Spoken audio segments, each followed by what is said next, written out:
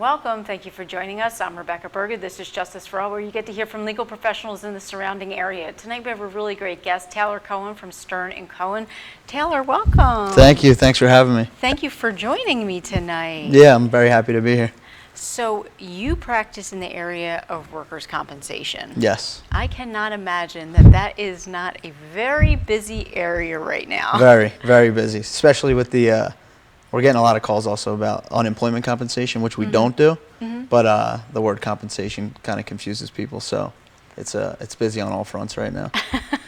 How did you actually end up in workers' compensation? Yeah, that's interesting. I think once I decided I was going to go to law school, I took an interest in labor and employment, so I wanted something under that umbrella. I guess my interest in labor and employment started in college. I went to Penn State and I majored in labor studies and employment relations. So like the labor movement, union history, things like that. Oh, wow. Then I got my master's in human resources and employment relations at Penn State as well. And then once I decided to go to law school, I was looking for something under the labor and employment umbrella, but I still wanted to do trial work. And I thought workers' compensation was a great fit. It's interesting that you didn't end up going into the employment end, employment discrimination or anything like that, and you ended up on that workers' compensation end. How has it been for you in terms of kind of fulfilling that need of that labor and employment piece? I think it's been great for that, especially because what always interested me about labor and employment was the learning about all these different industries, whether it's union work or non-union work, what people do. So I've gotten that kind of, tenfold in workers' compensation because we deal with all types of people. People can get hurt doing any type of work. So what do you think are the biggest misconceptions with workers' compensation? I think the biggest one to like the layperson is fraud committed by injured workers. People hear workers' compensation and they think, people faking injuries, things like that. But, every day I talk to multiple people who are legitimately hurt and unable to work and, without an income. A lot of my clients live paycheck to paycheck, so being out of work and not collecting any income is not something they're doing just to beat the system. Yeah. What do you think in terms of when people do get injured at work? I think people have the automatic perception that it's the same as a personal injury case. Yes. How do you explain to people that it's not a personal injury case and the difference between that? Yes, I talked to a couple people today actually about this. They want to sue their employer or like for negligence, but workers' compensation, there isn't. You're not going after your employer for negligence. So if you get hurt at work, what you're entitled to are your lost wages. So you get hurt at work and you can't work because of the injury. So you're suffering wage loss in Pennsylvania. It's a wage loss system. And you're entitled to reasonable and necessary medical treatment for your work injury. There's no pain and suffering. There's no loss of life's privileges. There's no punitive damages. So all you're entitled to are those lost wages and your medical treatment. So while we're there to help you get the money you're owed, we can't go after the employer for pain and suffering or anything like that. And also what I try to explain is because a lot of these people have great relationships with their employers. They've been there for a long time, and it's not the employer necessarily, but we're going after the employer's insurance carrier. It's the law in Pennsylvania that employers have to have workers' compensation insurance. So we're essentially suing the employer's workers' compensation insurance carrier. Have you ever found that some of the employers have been retaliatory towards the employees who have basically gone after that insurance? Yes, absolutely. So that's a question I often get asked almost at like the first client meeting that I have with my clients, where they're like, I feel like my employer's mistreating me now, or that they're going to fire me. And I explain, it is illegal for them to fire you because you got hurt at work, right? They can't discriminate against you because of your work injury. That doesn't mean employers aren't going to do it. It happens. So that's also what I tell them. If that comes to pass, I don't personally practice employment law or wrongful termination, but I'll refer to an attorney who does specialize in that area. And do you know that there have been people that have been successful in proving that? Oh, absolutely. That? Yeah, absolutely. I don't know like the amount, but if it's pretty cut and dry, you know, when you get hurt at work and then out of nowhere they have reasons why they're firing you. It's you know, that close in time. I think it's called temporal proximity evidence. You know, when something happens that close in time, how else, you know, what else is the reason other than the employer's trying to get you out of there? So what do you do in situations where there might be a situation where they need pain and suffering? How does that intersect with the workers' compensation? When they get hurt at work? Yes. There's no way to get them pain and suffering. So it only is their lost wages and medical treatment.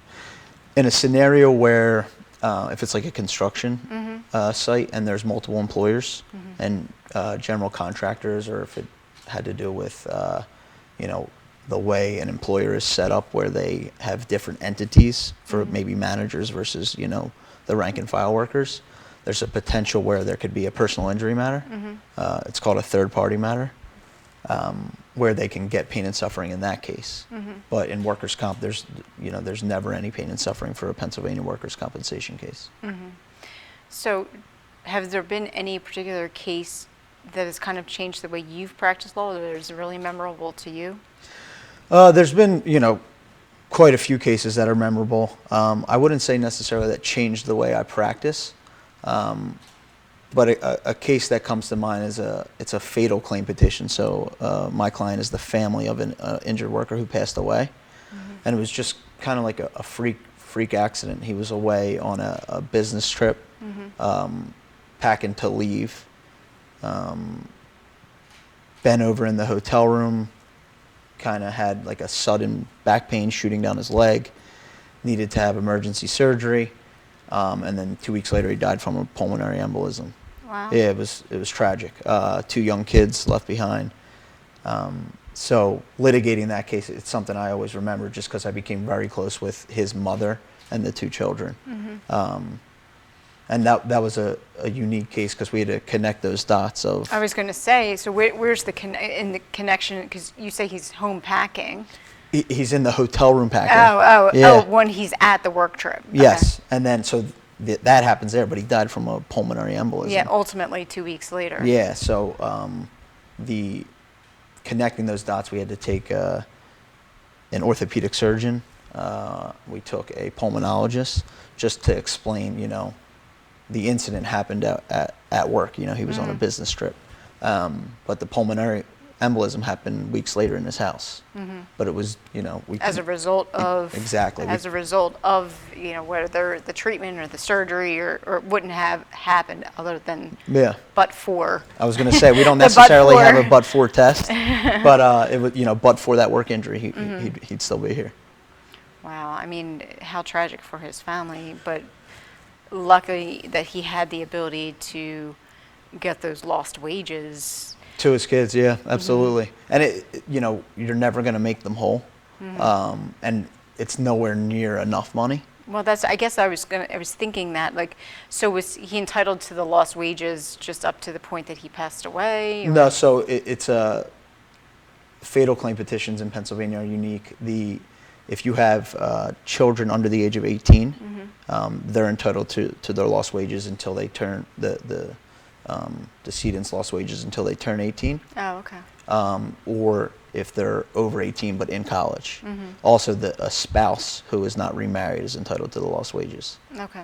Yeah, but you're stuck in time. There's no cost of living adjustment or anything like that. So whatever his wages were at that particular time. Exactly. But at least there's income coming into the house ultimately. Correct. If you know, he was the sole breadwinner. Okay. For his children, so. So and also those medical costs that had incurred during that period as well. Correct. Yeah, they were covered. I think insurance had actually already covered them, but the co-pays that they paid out of pocket were recouped. So are you constantly using expert testimony in the workers' compensation area? Yeah, in every case, pretty much. If disability is longer than 52 weeks, so more than a year, you have to present medical testimony. So I'm taking a doctor's deposition in almost every case. It's often the treating physician, whether it's a family doctor or an orthopedic surgeon, a pain management specialist, but in almost every case there's some form of medical evidence, whether it be testimony or medical records. So is it usually coming from like a medical physician, like one of their treating doctors, or is it someone you actually have to hire to give an opinion? It's their doctor, it's the treating doctor, but we do have to pay them for their time away from their practice to testify. Do they usually have independent medical examinations as well? So in the Pennsylvania Workers' Compensation Act allows for the injured workers to be examined twice a year. It's essentially once every 6 months, and that's done by an independent medical examiner that is retained by the insurance company. So it's called an independent medical examination, but it's rarely independent. Meaning that it's because it's on behalf of the employee. It's being used as employer. their evidence, as the Okay. employer's evidence to rebut either the injury or ongoing disability. And I should have mentioned this earlier, but in Pennsylvania, I said wage loss system, but to be disabled means suffering a wage loss. So it's synonymous with suffering a wage loss is disability in Pennsylvania. It's different than the New Jersey system. So what would be that difference in terms of you're saying, okay, you're recovering for the workers' compensation, but disabled on this piece of it? So basically you're suffering a wage loss, so there's a loss of earnings. So if you're not earning the same amount as you were, an example is someone who goes back to work, but instead of working 40 hours a week, they can only work 20 hours a week now because of the injury. So you can get temporary partial disability benefits, or they make up the difference of what you were earning to what you are earning now. So that wage loss there is the disability. Oh, okay. So you're disabled for the purposes of the Workers' Compensation Act if you're suffering a wage loss. Do you feel like the Workers' Compensation Act in Pennsylvania really is able to compensate the people for that time? We have a great system in Pennsylvania, and it's one of the better ones in the country because each state has its own system, and it is one of the more favorable one for injured workers. But obviously, as a claimant's attorney, an attorney for injured workers, I always think it can be better. It takes about 9 to 12 months to litigate a case, and if someone's out of work for 9 to 12 months without any income, that causes significant financial strain. I mean, what do you do in those circumstances when they're without? Because during that time, they're not getting paid, and you're fighting Correct. to get them paid during that time. Correct. It's a lot of phone calls. I'm hearing about kind of what's going wrong. They need to pay rent. They have bills piling up. They can, try to dip into their savings if they have any, borrow from family. There's litigation loans, but I always, caution against those because the interest rates are so high. But, there's really nothing we can do to speed up the process or get the money while it's being litigated. They can apply for unemployment compensation. They can, if they have a short-term disability or a long-term disability policy that through work or on their own, they can get those benefits. But, there's people who are just completely without income during that time. It's very, very difficult on them.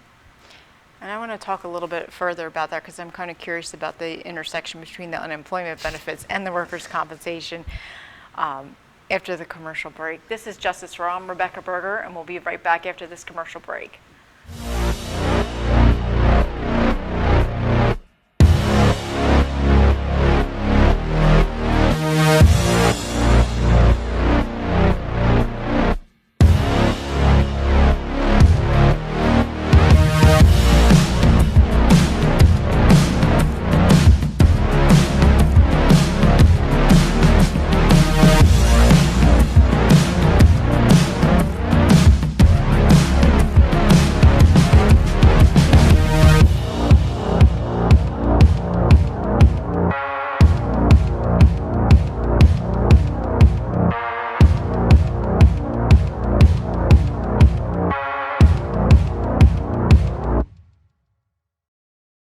So, I'm kind of new here, but I've noticed a trend.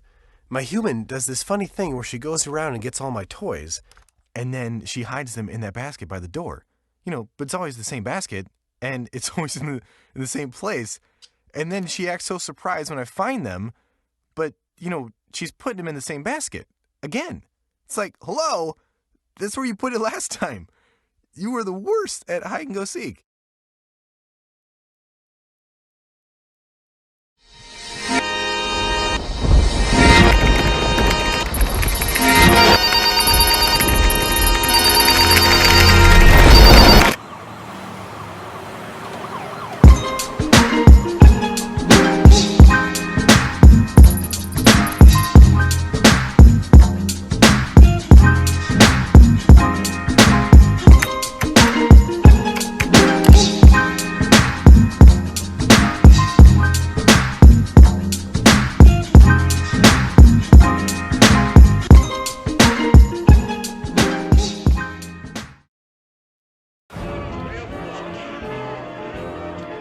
Boardwalks built for fun.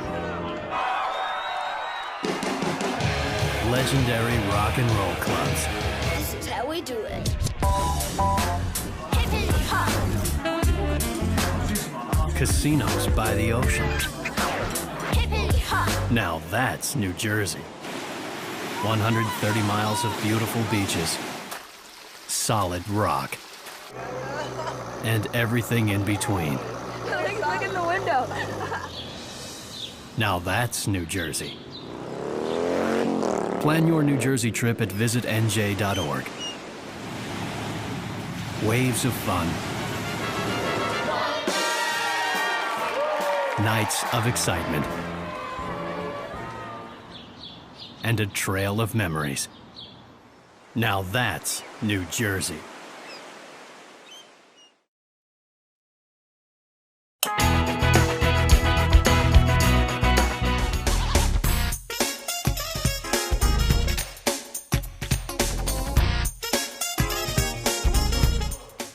Welcome back. This is Justice for All. I'm Rebecca Berger, and we're talking to Taylor Cohen.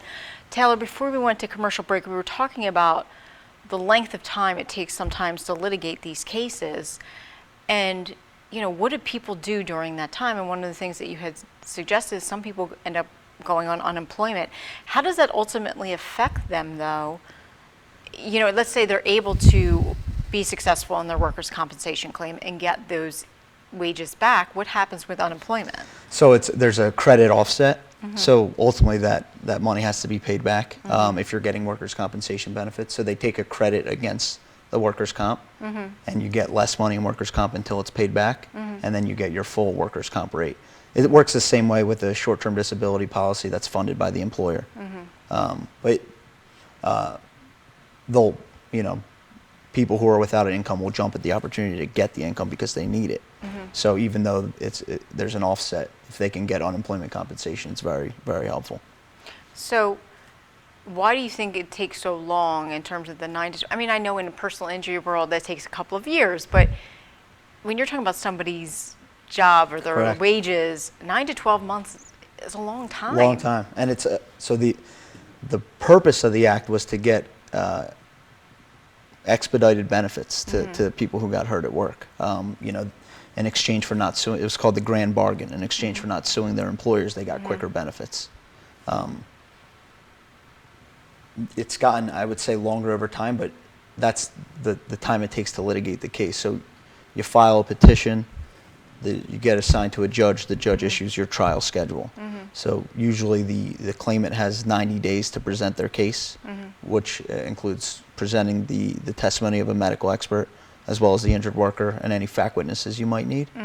Then the employer and insurance carrier have 90 days to submit their evidence to complete their case. And then we come back in front of the judge and present testimony one last time. And then the judge issues a briefing schedule where we write legal briefs, which is essentially, I compare it to, you know, a lot of people watch lawyer shows, like a closing argument. It is, you know, spoken. You see on television the big closing argument. In workers' comp, that's written. So our closing argument is written. Okay. So when you have the 90 days to present your case, are you actually taking testimony in court? So it's their trial it depositions. Yes, they're depositions, but they're of record. They're trial Okay. depositions, and they'll be submitted to the judge. The judge will review the transcript. On some cases, a case we're actually litigating now, a doctor did a surgery, so we submitted a video deposition of the doctor kind of going through his surgical images, explaining what he did, why it was necessary, why it was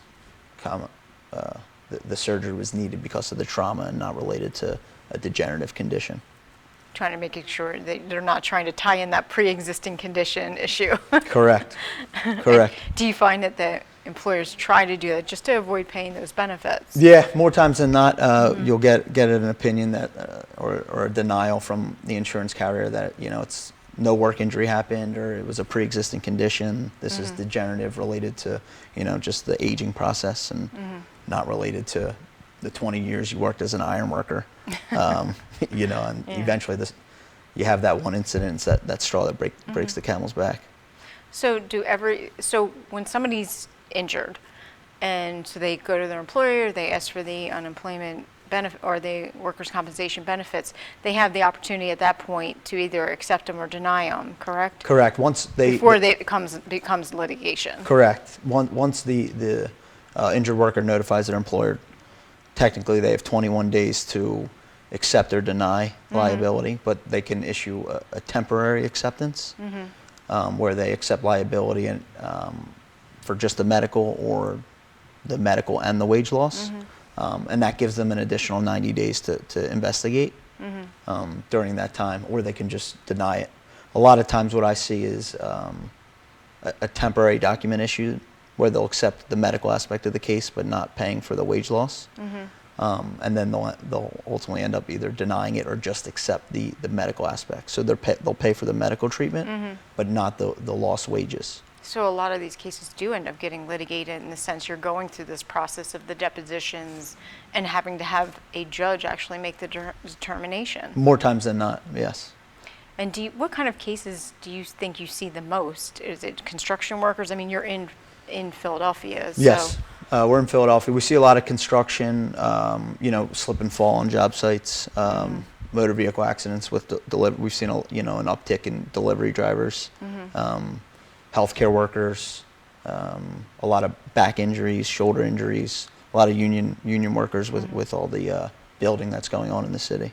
But we see everything, from office workers to the bus drivers, everything.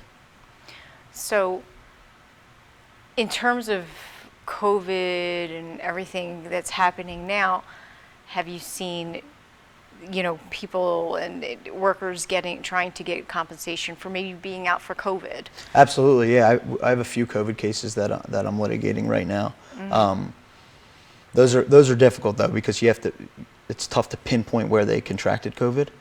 And then also we've gotten a lot of calls during the pandemic with people who got COVID and likely got it at work. But if you're out of work for 14 days, you quarantine and then you're back to work, there's no disability because there's only 14 days of wage loss. Yeah. So there's no ongoing disability to go after there. But the people who, unfortunately, the COVID cases that are viable to litigate are, the tragic situations where, people they get COVID pneumonia and they can't walk upstairs anymore, they're on an oxygen tank or, it's fatal.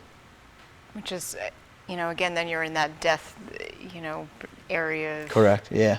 Which I imagine insurance companies are not going to want to be paying for that because No. it's that potential precedent. Correct. Coming from, because we're just starting to see a lot of what's going to happen from these COVID cases Yes. and so forth. Yes. So I'm assuming you're anticipating more to come. Yeah, we'll see what happens with them. I mean, we've settled a few. I don't think we've gotten any decisions on them because some of the employers, if it's a hospital worker who's taking people off respirators and they get COVID and pass away, the hospitals or the employers are worried about the potential bad publicity that could come with denying that claim. So a lot of times those cases will settle. But yeah, we'll see what comes of it. I mean, and that's scary for the workers, not knowing. Very scary. Yeah. I mean, most employers are going to try to deny it just because it is very hard to pinpoint where someone contracted the disease. It could be out in public, it could be, amongst family, or it can be at work. Have you seen any other issues in workers' compensation as a result of the pandemic? Has there been would you say that the workers' compensation system has been affected during that time? Because you're saying, for example, delivery workers, everybody was relying on delivery workers during the pandemic. Did you see there was an issue with those type of cases getting pushed through the system during that time? I think there was an uptick in delivery workers who were injured. I think the amount of injury slowed down because less people were working. A lot of industries slowed down. But, we were still getting cases. People were still getting hurt. I noticed that people were more hesitant, even though they were injured and probably shouldn't be working. A doctor said, you shouldn't be doing this type of work. Were afraid to stop working because not everyone had work. So they were afraid to be out of work and without an income and, potentially lose a job that they needed during the pandemic. luckily the workers' compensation system in Pennsylvania, the judges and the bar and were under the purview of the governor. They just did a great job getting us up and running to litigate these cases virtually within, I think we were off for 2 weeks where things slowed, and then we were back up litigating these cases within 2 weeks virtually. Which is important because, again, you're talking about somebody's wages. Correct. Which is Yeah, people were out of work without People an are- income. Exactly. So what would you say some of the most common questions you're asked? When I first speak to people, I would say the length of time it takes, how long will this take? How much is their case worth? Which is so hard to evaluate. There's no way to sit. At that point, Yeah. I explain I need to see how the evidence unfolds and the case where we put together, the judge that's assigned, there's so many factors that go into evaluating a case. And at some point during the litigation, I'll be able to give them an idea of what the case is worth. That's a frequent one. And a lot of times people are just confused. Why are they denying this? I reported my injury. I did everything by the book. I followed their direction. Why am I not getting paid? And it sounds to me like denial is really more of the norm as opposed to the exception. Correct. I would say it's the norm. Whether it's as clear as day, someone who cuts trees for a living, they cut a tree, the tree comes down on them. I don't know how that could be denied, but it happens. I was just going to say, well, are there any times that you've really seen where they've automatically said, hey? Yeah, there are those cases. There are those cases, certainly, where they pick up the claim.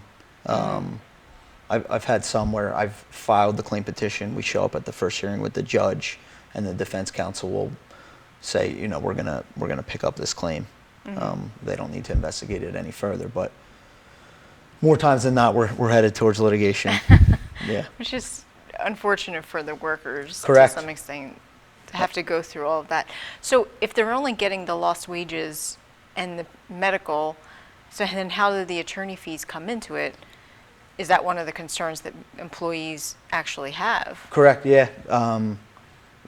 That's something we discussed at the first meeting going through our fee agreement. So the Pennsylvania Workers' Compensation Act actually outlines the attorney's fee. I was wondering whether they probably wrap it in so that they know ahead of time, the employer, if this is denied, this is what's going to happen. They have to. It's a 20% fee, the attorney's fee, and it does come out of the workers' lost wages. So say we're successful in the claim, they have to pay the back due wages. The fee is 20% of those benefits and ongoing benefits. And then if the case settles, it's 20% of the settlement. Yeah. But in the personal injury world, it's a third or 40%. No, it is. Yeah. But in workers' comp in Pennsylvania, the fee is mandated. It's a 20% attorney's fee. So that's something that's discussed at the first time we speak. We go through the agreement so they understand and can make an educated decision as to whether or not they want to move forward. Yeah, and it's hard because you're in a situation where you have an employer who's just outwardly saying, We're denying it. "We're denying you. We're not going to pay you anything. You've been hurt at work, and they we have work available. They always, the employer's like, we have work available for you. but if you can't work, They can't that's do the not job. really helping." Yeah, they can't do the job. So Taylor, if someone wanted to get a hold of you to retain your services, how would they do that? So you can contact us. The firm is Stern & Cohen. The phone number is 215-999-1443. And our website is sterncohenlaw.com. The best way to get in contact with us is probably through the website. Perfect. Taylor, thank you so much for joining us. It has been a pleasure. Yep, it's been great. Thank you for having me. I appreciate it. This is Justice for All. I'm Rebecca Berger. We'll be back next week.